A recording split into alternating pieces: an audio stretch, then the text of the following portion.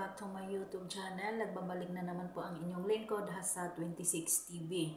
Isang mapagpalang araw sa ating tatay ng Kalingap na si Kuya Bal Santos Magtubang at sa kanyang asawa na si Edna at sa kanyang anak na si Kalingap Rab Santos Magtubang.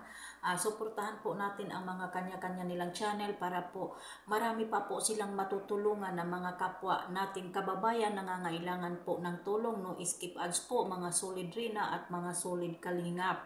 At lalong-lalo na po yung mga charity vlogger ng Team Kalingap, suportahan po natin sila. Ngayon po mayroon po akong sasabihin at panibago pong video na pag-uusapan po natin dito. About dito po sa grupo na binuo namin, naging big deal at naging issue po ito sa sa iba. Okay po, ito pong page na ito, hindi ko po talaga ito alam.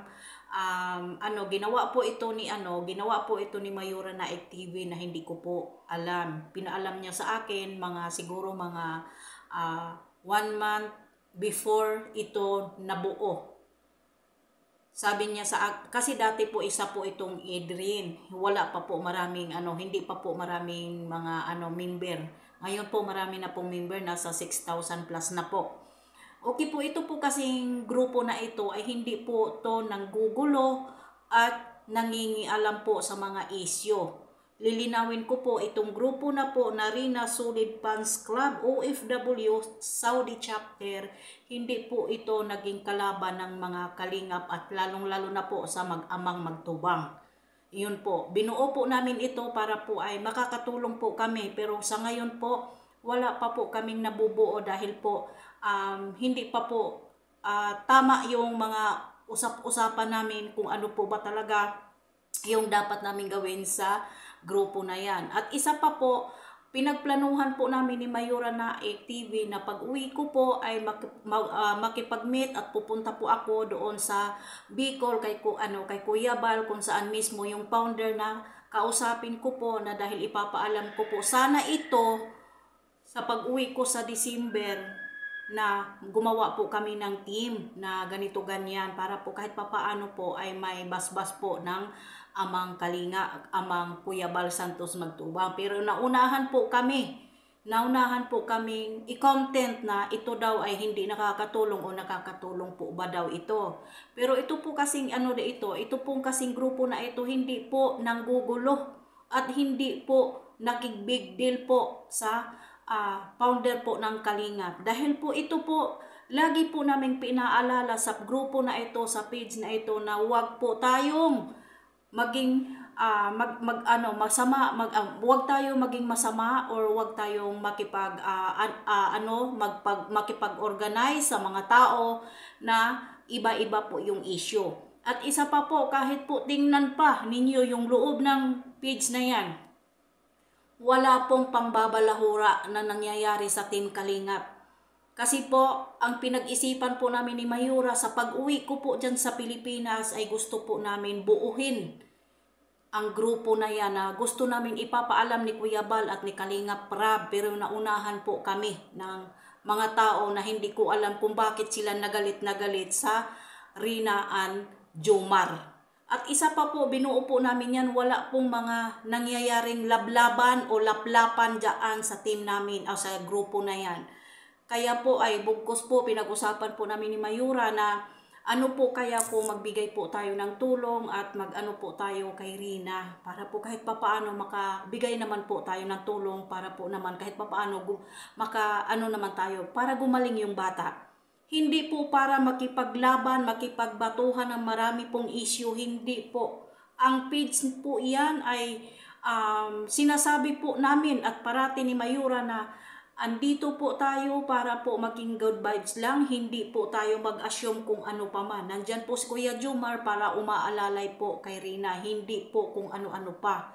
Kasi alam po natin ang kalagayan ni Rina, kailangan po niyang gumaling para po magtulong-tulong para maipagamot ng maayos si Rina. Hindi po ang mga salitang hindi maganda na lumalabas po sa mga bibig ninyo. Dahil sa totoo lang po, itong page na ito, alam ko po hindi po alam ni Kuya Bal, pero sa pag-uwi ko po, pinagplanuhan po namin ni Kuya ni Mayura na pupunta po ako at ipapaalam yan po yun sana yung mangyayari, pero nauunahan po ako na sabihin na si Kulurom ang ano na yan, hindi daw po, ano tawag nito, hindi daw po, wala po daw basbas. Yes po, wala pong basbas yan dahil pupunta pa lang po ako ng Dait sa December soon na pinag-uusapan namin na gusto ko pong ma-meet si Kuya Bal at si Kalinga Prab at gustong-gusto ko po makita si Rina. Yun po yung usap-usapan namin na nag-usap po kami ni Mayura kung ano po ang dapat gawin.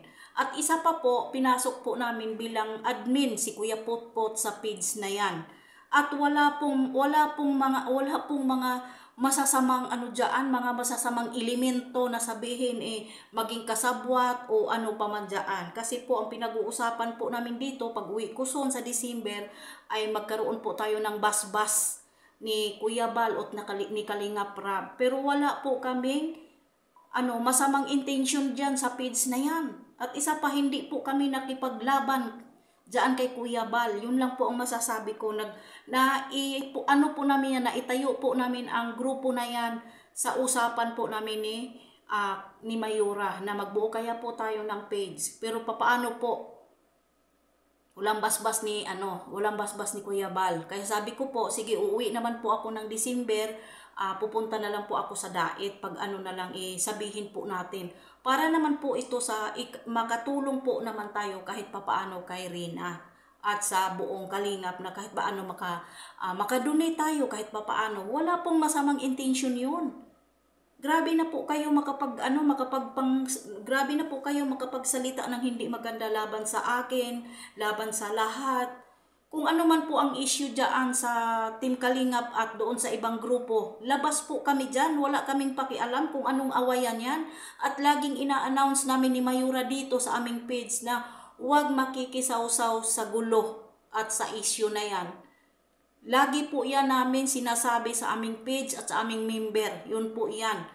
Malinis po ang konsensya namin sa aming page. Hindi po kami nakikisawsaw. At hindi po kami naninira sa amang o sa pamilyang Magtubang, lalong-lalo na po kay Kalinga Prab. Hindi po.